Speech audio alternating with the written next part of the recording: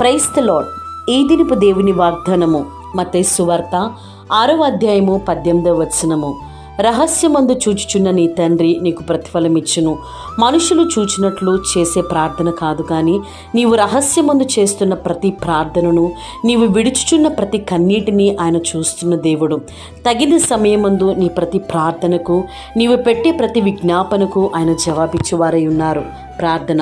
పరిశుద్ధుడ, కీర్తనీయుడైన మా ప్రియ పరలోకపు తండ్రి, నీ బిడ్డలు చేస్తున్న ప్రతి ప్రార్థన విజ్ఞాపనను నీవు ఆలకిస్తూ వారికి జవాబిస్తున్నందుకు వందనములు.